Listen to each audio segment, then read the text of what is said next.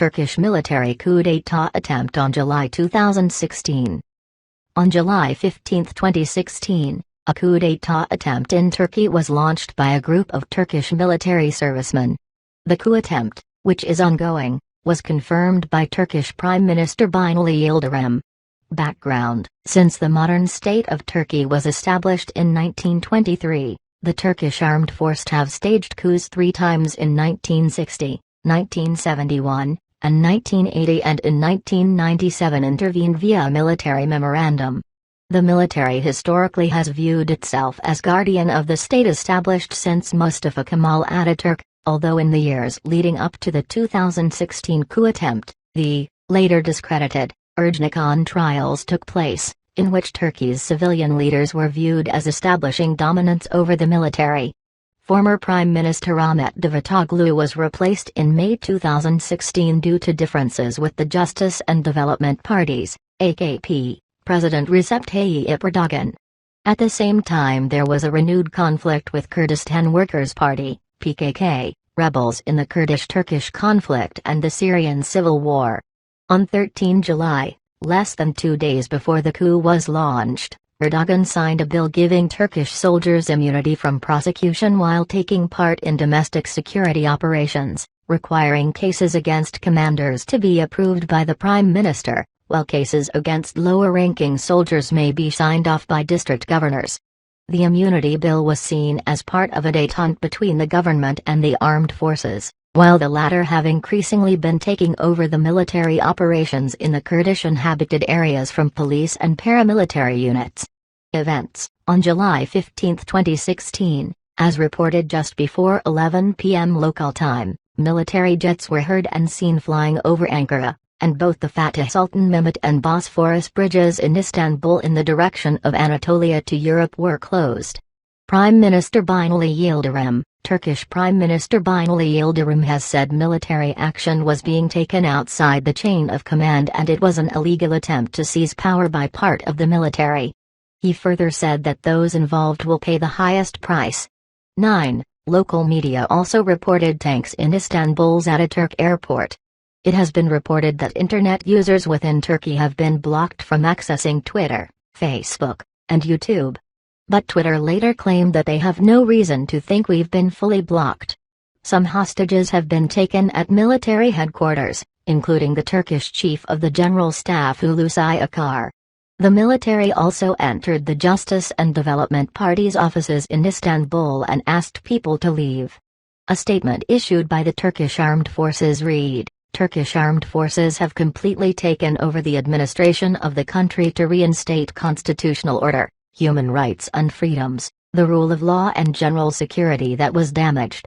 All international agreements are still valid. We hope that all of our good relationships with all countries will continue." They stated that they had done so to preserve democratic order, and that the rule of law must remain a priority. At 21:02 UTC it was reported by Reuters that Turkish soldiers were inside the buildings of the Turkish state broadcaster, the Turkish Radio and Television Corporation, TRT, in Ankara. 16. After the military seized control, the military read out a statement saying that the democratic and secular rule of law has been eroded by current government and that Turkey was now led by a peace council who would ensure safety of the population. TRT was taken off air. All flights from Istanbul Ataturk Airport have been cancelled. The military has claimed that a new constitution would be prepared as soon as possible. An explosion in the TRT broadcasting headquarters and gunfire has been reported in Ankara. Turkish President Recep Tayyip Erdogan, reports say the majority of the elements of the coup consist of the Turkish Air Force and Turkish Gendarme. The coup is opposed by Gen. Dündar, commander of the First Army, Turkey. Other elements of the army, the police and the National Intelligence Organization, Turkey, are supporting the government of Erdogan. Recep Tayyip Erdogan. Early reports stated that President Recep Tayyip Erdogan was safe in Marmaris where he had been on holiday. The presidency issued a statement claiming that forces loyal to Fethullah Gulen and his Hizmet movement were at the helm of the coup attempt. Erdogan himself issued a statement calling on Turks to defy the military-imposed curfew and take to the streets in defiance in a FaceTime interview with CNN Turk. while reports alleged that he had fled the country in a private jet. Reactions: domestic. The Turkish presidential office stated that President Recep Tayyip Erdogan was on holiday outside Turkey and safe, and condemned the coup attempt as an attack on democracy. A presidential source also stated that Erdogan and his government are still in power. Talking to a television news program via FaceTime, Erdogan called on Turkish people to go out on the streets. Twitter along with other social media outlets were blocked. However, the president is said to have received Twitter notifications defying the ban. 18 Site error, a tag is missing. The closing, see the help page. The United States Embassy in Ankara issued an emergency message, urging U.S. citizens in Turkey to contact family and friends to let them know you are safe, also noting to monitor local press for updates, avoid areas of conflict, and exercise caution if you are in the vicinity of any military or security forces. Supranational, European Union. Federica Mogherini, EU High Representative of the Union for Foreign Affairs and Security Policy, tweeted that she was in constant contact with the EU delegations in Ankara and Brussels, and called for restraint and respect for democratic institutions.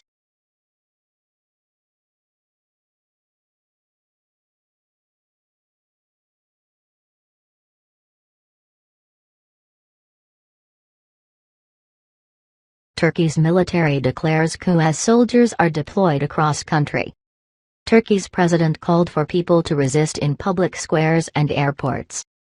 July 15, 2016, 4:14 p.m. Istanbul.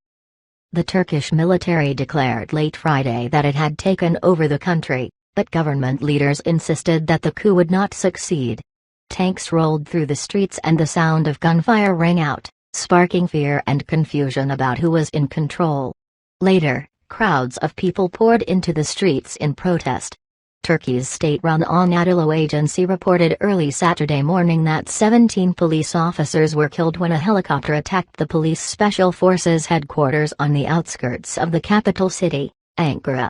Meanwhile, a presidential source told the World Post that an F-16 fighter jet shot down a helicopter, which he said had been hijacked by the people behind the coup.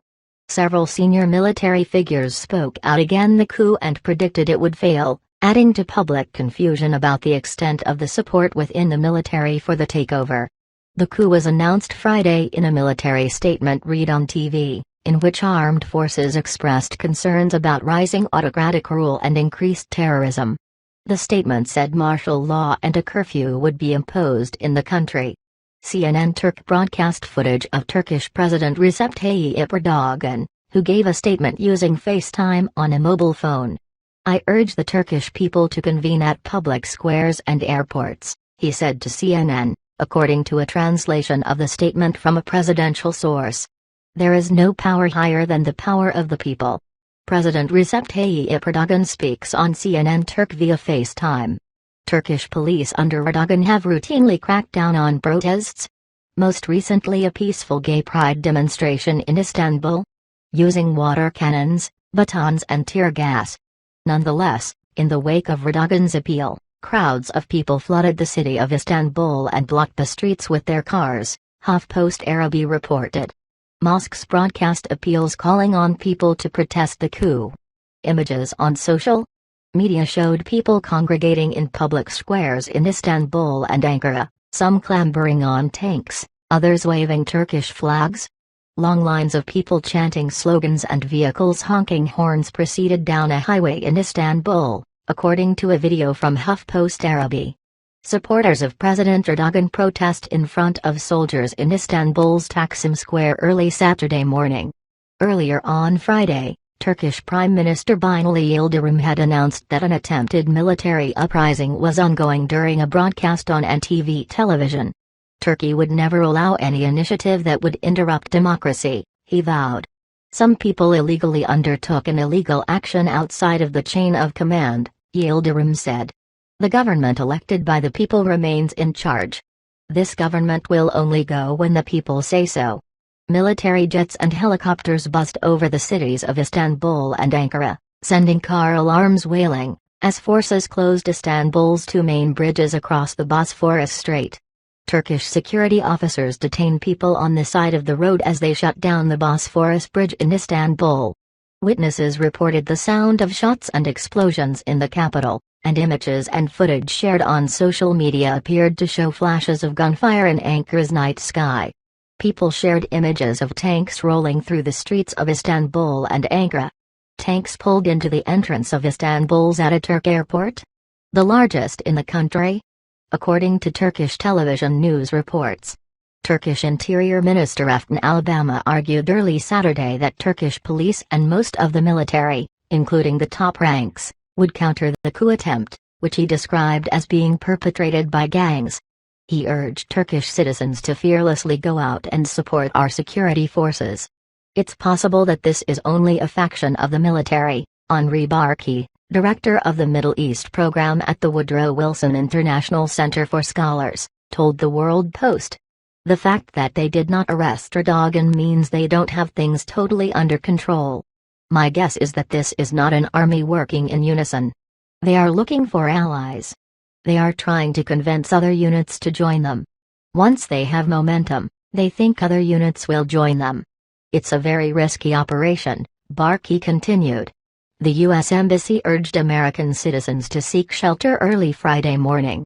Do not go to the U.S. Embassy or consulates at this time, a statement read.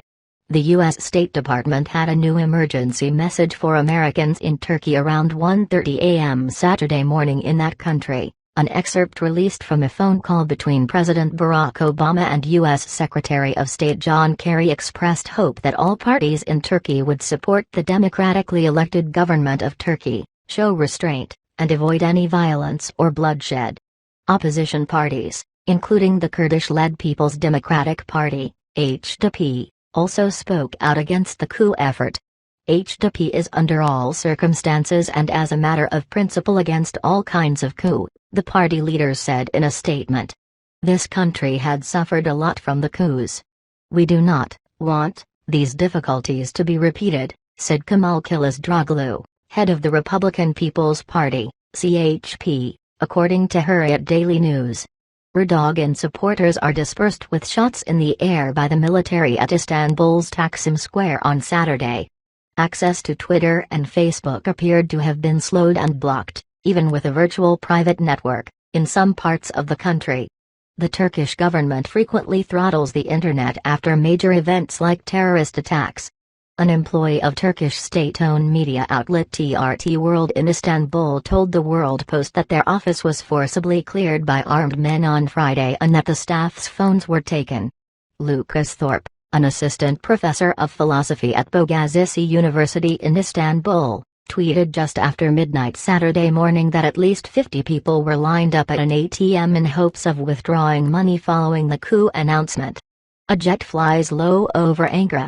Turkey joined NATO in 1952 and had a string of military coups in the following decades, the last of which took place in 1980.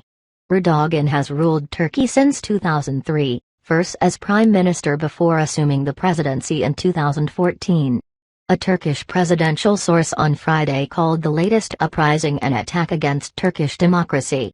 We urge the world to stand in solidarity with the Turkish people, the source said. Those who perpetrated this attack against Turkish democracy will be swiftly brought to justice. It is still too early to tell if this coup will be successful, but so far it differs from past coups in Turkey in that it is not yet clear whether or not the top military brass is behind the effort. If you look at Turkey's history of military coups, right after the coup you usually hear top generals on TV explaining to the public why a coup is necessary. That has not happened yet, Gönül Tal, director of the Middle East Institute's Center for Turkish Studies, told the World Post. If the coup attempt fails, Tal predicted that Erdogan will use the episode to further consolidate his own power and push for a full presidential system of governance. An effort that was already underway when Erdogan forced Ahmet Davutoglu out as prime minister earlier this year. He will play off of fears, warn of the dark years of the 1970s and 1980s, and use the coup to push forward his own agenda, Tal said. Source HuffingtonPost.com